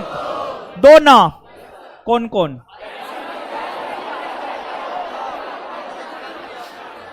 क्लियर है ये बात? क्लियर ना? चलिए इसके बाद आगे है मोबाइल अदालत। मोबाइल अदालत देखिए, भारत के सफल राष्ट्रपति में से एक डॉक्टर एपीजे अब्दुल कलाम रहे हैं। उनका मानना था कि भारत में अनेकों लोग हैं जिनकी पहुंच न्यायपालिका तक नहीं है, विशेष तौर पर ग्रामीण क्षेत्र के लोग जिनकी पहुंच न्यायपालिका तक नहीं है। जब ग्रामीण क्षेत्र के लोग न्यायपालिका तक नहीं पहुंच पाते हैं तो क्यों ना न्यायपालिका उन लोगों तक पहुंच जाए, न्यायपालिका ग्रामीण क्षेत्र तक पहुंच जाए। इन्होंने विचार प्रकट किया कि कोर्ट के लिए जो आधारभूत ढांचा होता है, बेसिक स्ट्रक्चर होता है, कोर्ट के लिए आधारभूत ढांचा क्या होता है? जज के बैठने के लिए एक जगह, वकील को अपना पक्ष रखने के लिए एक जगह, फिर जो पक्ष विपक्ष के लिए एक जगह। तो क्यों ना बस में, बस BUS बस जिस पे जाते हैं पटना से बनारस, बनारस से लखनऊ, बस में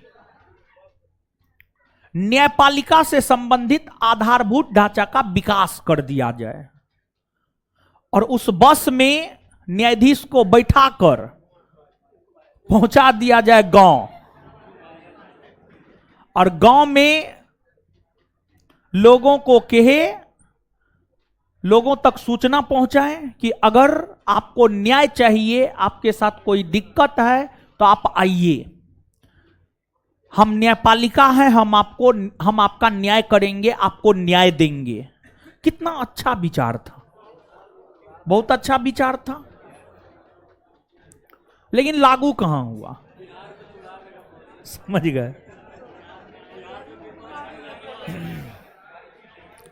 तो बस में आधारभूत ढांचा न्यायपालिका का विकास करके यह चीज किया भी गया। मोबाइल अदालत को पहिए पर न्याय भी कहा जाता है, पहिए पर न्याय। तो यहां पर देखिए 2 बात। एक बात यह, मोबाइल अदालत की अवधारणा का विकास किसने किया? तो मोबाइल अदालत की अवधारणा का विकास किया doctor APJ Abdul Kalam, doctor APJ Abdul Kalam. और दूसरी बात, मोबाइल अदालत को पहले पहिए पर न्याय की संज्ञा भी दी जाती है। और तीसरी बात, इसका सबसे पहले प्रयोग हरियाणा के मेवात में 2007 में किया गया, हरियाणा के मेवात में 2007 में किया गया। तो ये सब बात आप याद रखिएगा। तो आइए बताइए, मोबाइल अदालत की अवधारणा का विकास किसने किया? मोबाइल अदालत की अवधारणा का विकास किसने किया? Doctor APJ. मोबाइल अदालत को और किस नाम से जानते? पहिए पर न्याय। इसके बाद आगे बताइएगा, मोबाइल अदालत का सर्वप्रथम प्रयोग कब हुआ? 2000। कब हुआ? कहां हुआ? हरियाणा के हरियाणा के मेवात में। आगे लोक अदालत। लोक अदालत का अर्थ होता है लोगों का अदालत। यह अदालत गांधीवादी सोच पर आधारित था। यह अदालत गांधीवादी सोच पर आधारित था और इस अदालत में जो निर्णय होता है वह दोनों पक्ष के आपसी सहमति से होता है। दोनों पक्ष के आपसी सहमति से इस अदालत में निर्णय होता है। इसलिए इस अदालत के निर्णय के खिलाफ अपील कहीं भी नहीं की जा सकती है। ना सुप्रीम कोर्ट में की जा सकती है, ना हाई कोर्ट में की जा सकती है। इस अदालत के निर्णय के खिलाफ अपील भी कहीं भी नहीं की जा सकती है, याद रखिएगा। तो लोक अदालत, लोक अदालत का शाब्दिक अर्थ क्या होता है? लोगों का। लोक अदालत का शाब्दिक अर्थ क्या होता है? कौन ऐसा अदालत है जो गांधीवादी विचारधारा से प्रेरित? कौन है? लोक अदालत में निर्णय किस आधार पर होता है? दोनों पक्षों के आपसी सहमति। दोनों पक्षों के आपसी। लोक अदालत में निर्णय किस आधार पर होता है? दोनों पक्षों के आपसी। लोक अदालत के निर्णय के खिलाफ अपील कहीं की जा सकती है? नहीं। लोक अदालत के निर्णय के खिलाफ अपील की जा सकती है? नहीं ना की जा सकती, नहीं की जा सकती है। इसके बाद आगे है आपको परिवार न्यायालय। देखिए परिवार में क्या समस्या होता है। परिवार में पति पत्नी के बीच तलाक होता है, फिर तलाक होता है तो फिर जो है बच्चा मां के साथ रहेगा, पिताजी के साथ रहेगा, इसको लेकर के विवाद होता है। फिर संपत्ति के बंटवारा को लेकर विवाद होता है। यही सब न होता है जी, यही सब होता है। तो जितने भी पारिवारिक मामले होते हैं, तलाक, विवाह, संपत्ति का बंटवारा, संतान का संरक्षण, तो इस प्रकार के जो पारिवारिक मामले होते हैं, इस प्रकार के पारिवारिक मामलों को सुलझाने के लिए वर्ष 1984 में परिवार न्यायालय अधिनियम लाया गया और परिवार न्यायालय अधिनियम 1984 में यह प्रावधान किया गया, देश के भीतर वैसे शहरों में परिवार न्यायालय का गठन किया जाएगा जहां की आबादी 10 लाख से अधिक है, जहां की आबादी 10 लाख से अधिक है। और फिर 1984 ईस्वी के बाद से देश के वैसे शहर जहां की आबादी 10 लाख से अधिक है, वहां पर परिवार न्यायालय का गठन किया गया है ताकि पारिवारिक झगड़ा को सुलझाया जा सके। लालू यादव का बड़ा बेटा तेज प्रताप यादव जो विवाह किया ऐश्वर्या से, दोनों के बीच जो है तलाक चल रहा है, तलाक को लेकर के मैटर चल रहा है। तो उन दोनों का मामला परिवार न्यायालय में ही सुना जा रहा है, उन दोनों का मामला परिवार न्यायालय में ही सुना जा रहा है, समझ गए।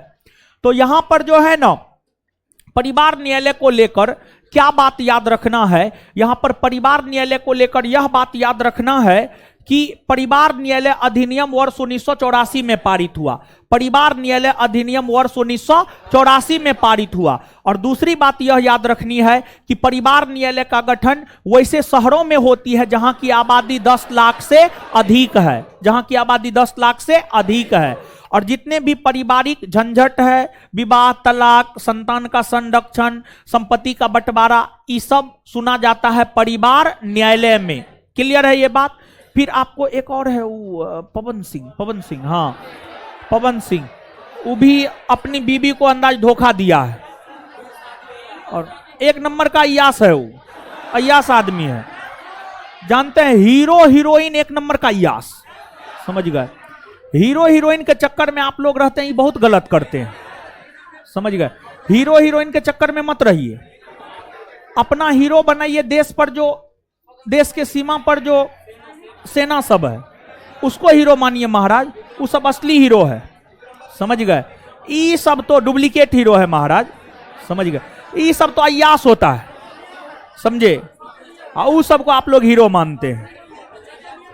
वो जो है आधा कपड़ा पहन के घूमेगा तो आप भी घूमने लगिएगा, समझ गए। आप लोग देखिएगा उर्फी जावेद को, क्या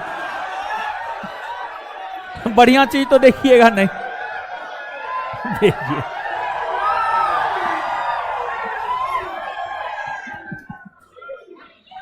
आगे,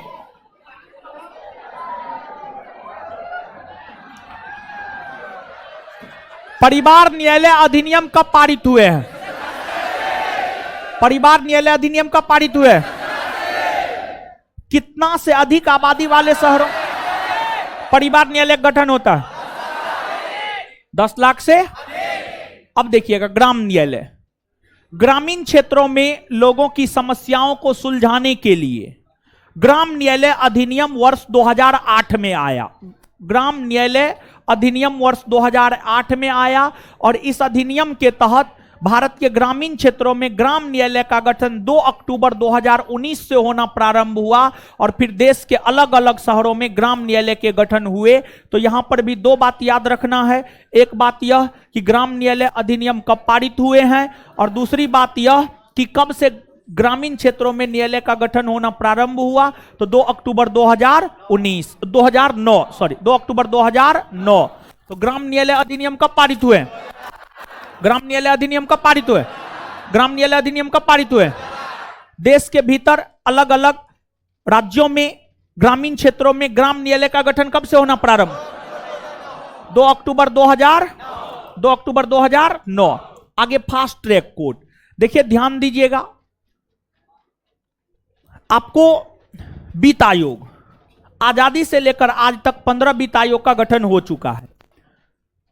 उसमें से 11वें वित्त आयोग ने लंबित मामलों को सुलझाने के लिए फास्ट ट्रैक कोर्ट के गठन की सिफारिश किया और 11वें वित्त आयोग के सिफारिश पर ही लंबित मामलों की सुनवाई को लेकर जो है फास्ट ट्रैक कोर्ट का गठन किया गया। फास्ट ट्रैक कोर्ट का गठन किया जाता है ताकि लंबित मामलों की सुनवाई जो है जल्द से जल्द हो सके।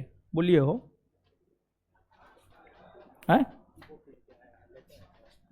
लेते आइए, एक आध गो लेते आइए, एक आध गो लेते आइएगा, ठीक है।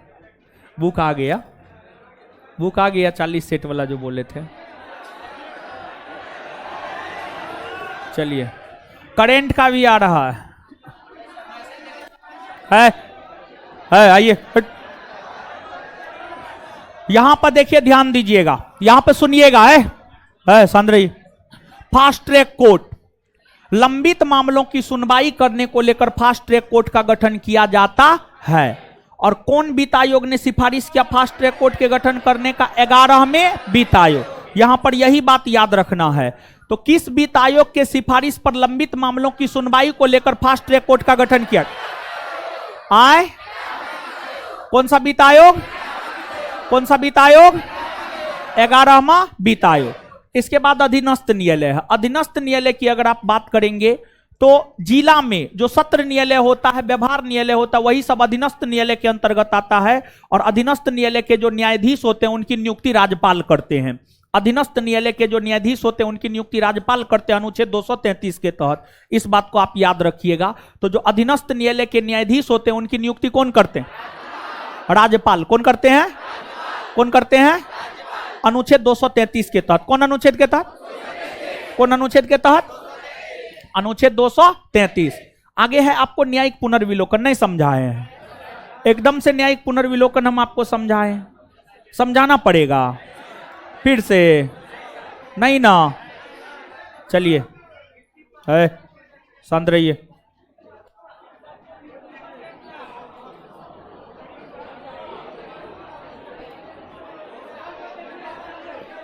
है शांत रहिए।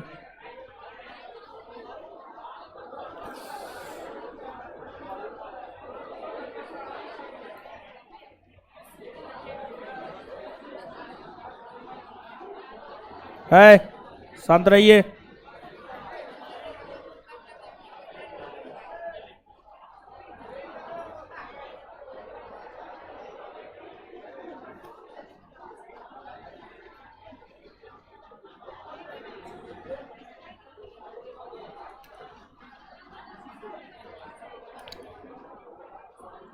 बुक के विषय में बताते हैं, पहले थोड़ा सा समझिए। चलिए आइएगा, यहां पर थोड़ा सा समझिएगा। न्यायिक पुनर्विलोकन, लोकहितवाद पढ़ लीजिएगा न, हो पढ़ लीजिएगा। नहीं समझ में आएगा अगले क्लास में पूछ लीजिएगा। अगर नहीं समझ में आया, न्यायिक पुनर्विलोकन समझ में आना चाहिए। क्या बात करते हैं आप? हैं? पीछे बतलाए हैं, दो बार बतलाए हैं, वही तो बोल रहे हैं। मौलिक अधिकार में बतलाए हैं, समझ गए? आगे जो है नए हीरो सब है, सुनिए।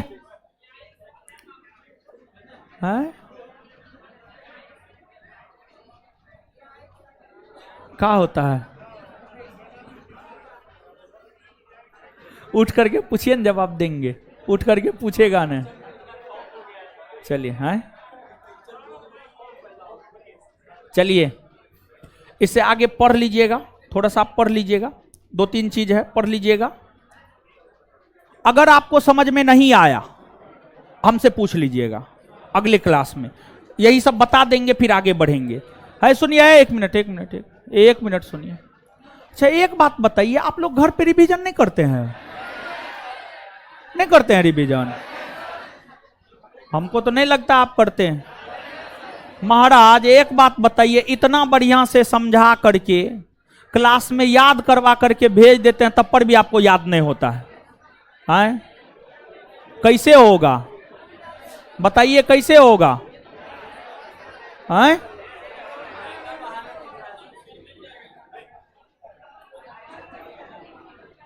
चलिए, अब सुनिए, अब कुछ महत्वपूर्ण सूचना है। हल्ला नहीं कीजिए, हल्ला नहीं कीजिए, शांत रहिए, शांत रहिए। पहली बात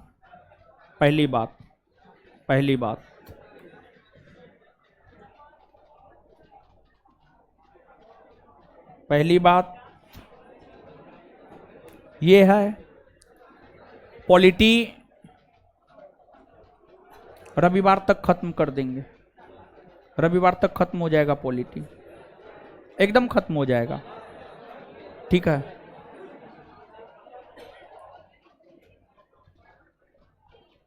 दूसरी बात, शांत रहिए ना आप लोग, गुनगुनाइएगा, दिमाग नहीं काम करता है फिर।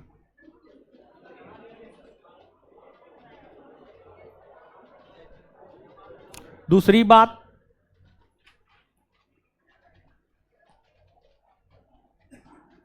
रविवार तक जब पॉलिटी खत्म हो जाएगा, तत्पश्चात जो है, मेरा तो कुछ नहीं बाकी है, कुछ नहीं बाकी है। मेरा बाकी रहेगा फिर करेंट पढ़ाएंगे, और 100% करेंट ही पढ़ाएंगे। करेंट पढ़ाएंगे, याद करवाएंगे, करेंट पढ़ाएंगे और याद करवाएंगे, करेंट पढ़ाएंगे और याद करवाएंगे। और नोटबुक हाथ में लेकर याद करवाने वाला चीज हो सकता है शनिवार को प्रारंभ हो जाए। समय हम आपको बता देंगे, क्या है, नहीं है, कैसे है, बता देंगे हम आपको।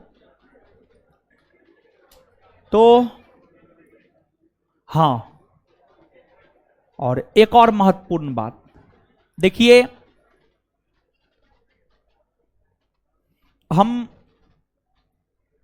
जितना समझते हैं, जितना बेहतर से बेहतर किया जा सकता है, हम लोग प्रयास किए, ठीक है? जहां तक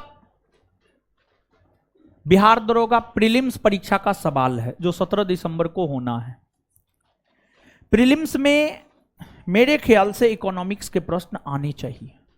आज तक का जो इतिहास रहा है, आएगा, इकोनॉमिक्स के सवाल आने चाहिए और आएगा। तो सुनिए, कल से इकोनॉमिक्स का क्लास दोपहर में 12 बजे से लग रहा है। कल से इकोनॉमिक्स का क्लास दोपहर में 12 बजे से लग रहा है। कल से इकोनॉमिक्स के क्लास दोपहर में 12 बजे से लग रहे हैं, 12 से 2। हो सकता है 12:15 या 12:30 से शुरू हो, 15 मिनट 20 मिनट इधर उधर हो सकता है। और ऑब्जेक्टिव करवाया जाएगा, ऑब्जेक्टिव करवाया जाएगा, बिट्टू सर करवाएंगे ऑब्जेक्टिव का डिस्कशन, ठीक है? उसका पीडीएफ संस्थान के टेलीग्राम चैनल पर भेज दिया जाएगा, एप्लीकेशन पर भी डाल दिया जाएगा, आज रात में डाल दिया जाएगा, समझ गए।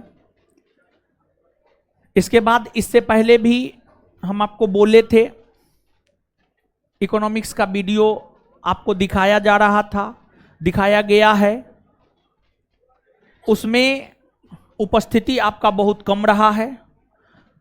हर बैच में इकोनॉमिक्स का वीडियो अपलोड कर दिए थे और ऑनलाइन वालों को बोले थे देखने के लिए। हमको पूरा विश्वास है जो स्थिति ऑफलाइन का था वही स्थिति ऑनलाइन का भी होगा। नहीं देखे होंगे आप, जो हो गया सो हो गया, कोई दिक्कत नहीं है। लेकिन जो आगे समय है उसमें जो इकोनॉमिक्स आपको दोपहर में 12 से 2 करवाया जाएगा कल से, इसको करना है, इसको हर सिचुएशन में करना है।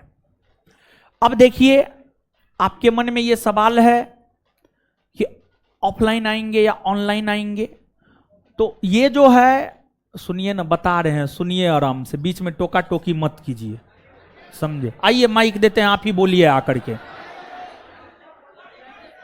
समझ गए। चलिए, तो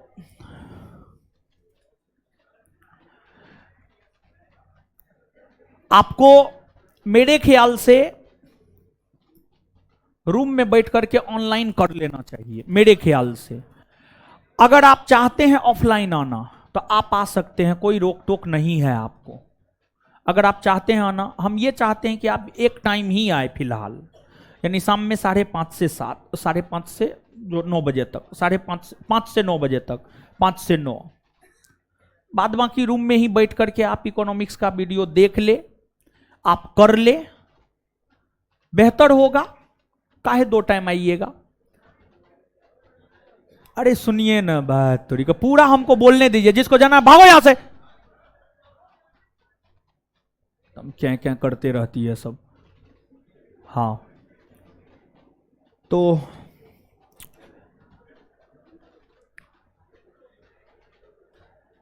इकोनॉमिक्स का क्लास कल से दोपहर में 12 से 2 के बीच चलेगा।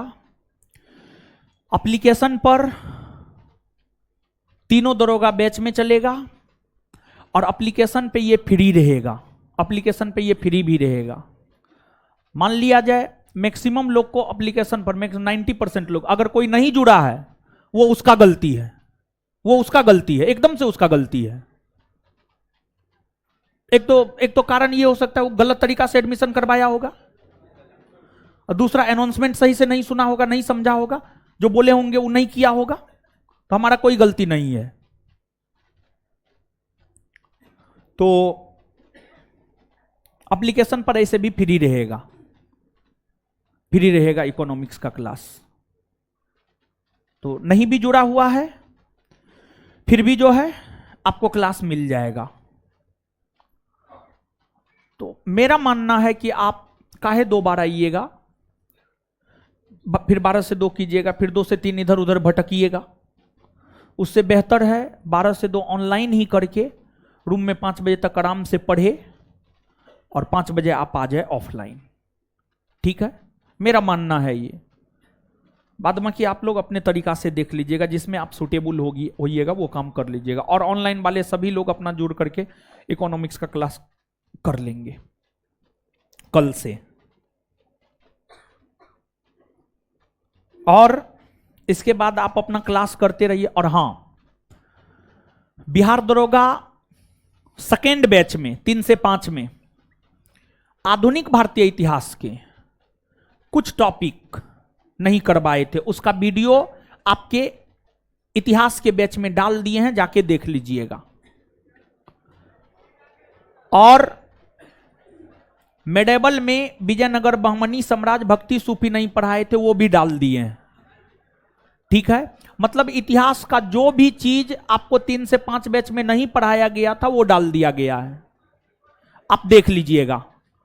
इसके बाद 5 से 7 एसआई बैच में केमिस्ट्री का 1-2 चैप्टर बिट्टू सर नहीं पढ़ाए हैं, वो आपके बैच में एप्लीकेशन पे डाल दिया जाएगा, आप अपना देख लीजिएगा। समझ गए? वो डाला नहीं गया है, आज या 1 से 2 दिन में आपको डाल दिया जाएगा, आप अपना देख लीजिएगा। ठीक है। इसके बाद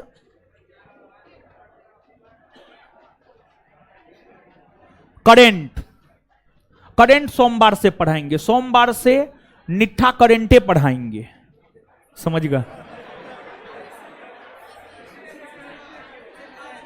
सोमवार से हम 100% करेंटे पढ़ाएंगे, समझ गए, करेंट ही पढ़ाएंगे, ठीक है। क्या और सेट, हाँ देखिए बुक बन करके तैयार हो गया तब मेरे पास आया है, समझ गए। बुक के विषय में हम आपको बोले ही थे, हमारा बुक हमेशा शानदार रहता है, भले परीक्षा के लास्ट टाइम में आए लेकिन रहता है शानदार, शानदार जानदार रहता है बुक, समझ गए। तो अब तो आपका सिलेबस भी खत्म हो चुका है लगभग में, आप मान के चलिए मात्र 2 चीज है, इकोनॉमिक्स और करेंट। इकोनॉमिक्स और करेंट होगा, बाद बाकी सिलेबस तो खत्म है आपका। इकोनॉमिक्स और करेंट है, बाद बाकी सिलेबस का अपना रिवीजन करते रहिए। इकोनॉमिक्स और करेंट जैसे क्लास होगा, जितना क्लास में होगा पर डे के हिसाब से अपना रिवीजन करते रहिएगा। बाद बाकी सब चीज हम अपने तरीका से बेहतरीन जितना हो सकता उतना हमने करवाने का प्रयास किया, समझ गए। और जो लोग उहापोह की स्थिति में हैं, जो लोग जिसके भी दिमाग में नकारात्मक कीड़ा काट रहा है, पता कर लीजिएगा, जो दूसरे यहां पढ़ा होगा आप यहां पढ़े, पता कर लीजिएगा अपने स्तर से, समझ गए। तो 3 तरीका से हम आपके सिलेबस को कंप्लीट करवाए हैं। 35 सेट के जरिए सिलेबस कंप्लीट करवाए हैं, सिलेबस के जरिए हम पढ़ा करके सिलेबस कंप्लीट करवाए हैं, होमवर्क के जरिए सिलेबस कंप्लीट करवाए हैं, 3 बार सिलेबस कंप्लीट करवाए हैं, समझ गए। और फिर रिवीजन भी आगे करवाने जा रहे हैं, समझ गए। तो इतना करने के बावजूद भी अगर नकारात्मक कीड़ा काट रहा है तो तुमको कुछ नहीं होगा, ठीक है। और इतना करवाने के बावजूद भी अगर तुम उहापोह की स्थिति में है तो तुमको कुछ नहीं होगा। अब इसके बाद ऐसे भी सेट प्रैक्टिस का जहां तक सवाल है, सेट प्रैक्टिस अंतिम समय में ही लगाया जाता है। 20-22 दिन समय है, टोटल 2 वॉल्यूम आ रहा है, एक वॉल्यूम में 20 सेट है, दूसरा वॉल्यूम में 20 सेट है, 40। एक दिन में 2 सेट आपको लगाना है। पहला वॉल्यूम कल मार्केट में आ रहा है, सब लोग खरीद लेंगे। पहला वॉल्यूम कल मार्केट में आ रहा है, सब लोग खरीद लेंगे, और पहले खरीद लीजिए। उसके बाद जो है सेट को लेकर के कैसे सेट करवाया जाएगा ताकि आपको फायदा हो। इसमें होगा कि अगर हम नहीं करवाएंगे सेट तो हमको लगता है कि आप सेट ले करके किताब रूम में रख लेंगे, उसका सिर्फ आरती उतारेंगे, उससे ज्यादा आप कुछ नहीं करेंगे।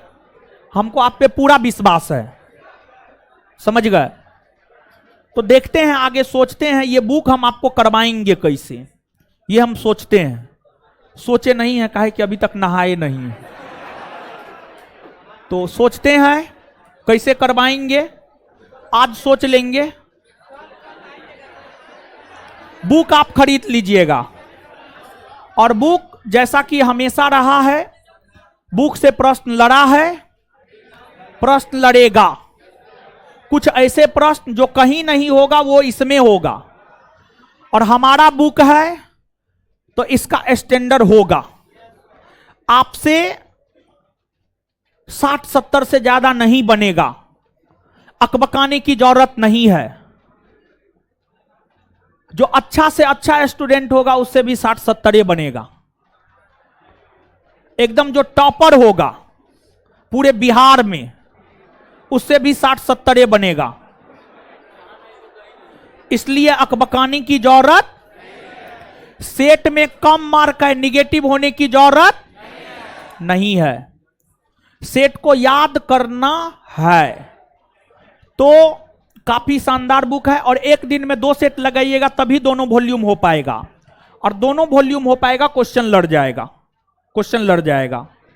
और डिस्कशन में जो चीज पढ़ाए वही सब चीज डिस्कशन सब में भी है, और करंट भी शानदार दिया हुआ है। इसका करंट भी अगर आप कर लेते हैं तो करंट से भी आपसे प्रश्न नहीं छूटेगा, समझ गए।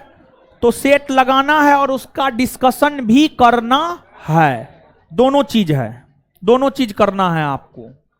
आप कीजिएगा क्या, देखिए अभी जो 20-22 दिन बचा हुआ है उसमें 6 से 7 घंटा सोइए, 6 से 7 घंटा सोइए, बाद बाकी जो टाइम बचता है सिर्फ पढ़िए। सोने के अलावा खाइए और बाद बाकी जितना टाइम बचता है पढ़िए। अभी आप 20-22 दिन 14 से 15 घंटा पढ़िए क्लास के साथ, क्लास लगा करके 14 से 15 घंटा पढ़िए। सोमवार से हम आपका टाइम सिर्फ कितना लेंगे पता है, सोमवार से हम आपका टाइम लेंगे मुश्किल से 4 से 5 घंटा, उससे ज्यादा नहीं, मुश्किल से 4 घंटा या 5 घंटा। और हम आपको क्या बोल रहे हैं, आप लोग हंसिए, हंसिए, हंसिए, खूब हंसिए।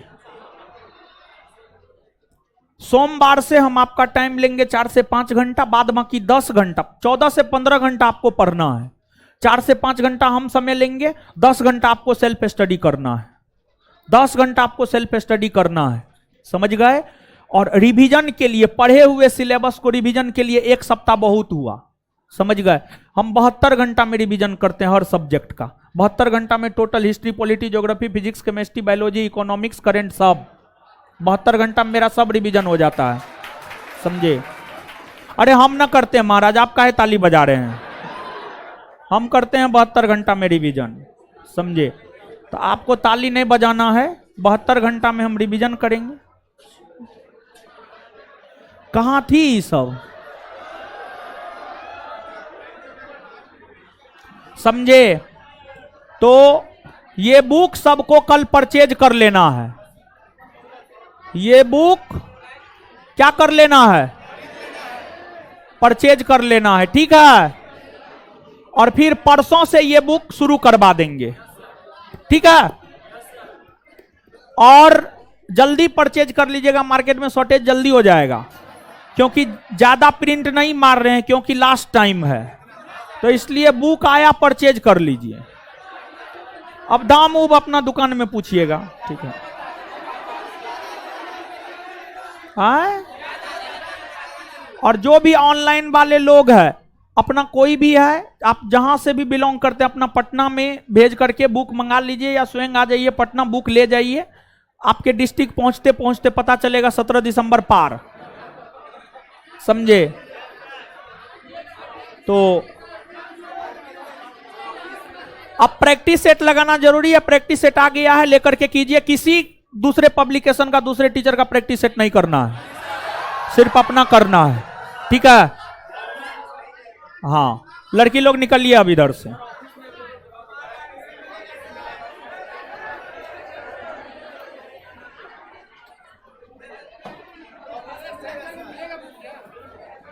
दुकान में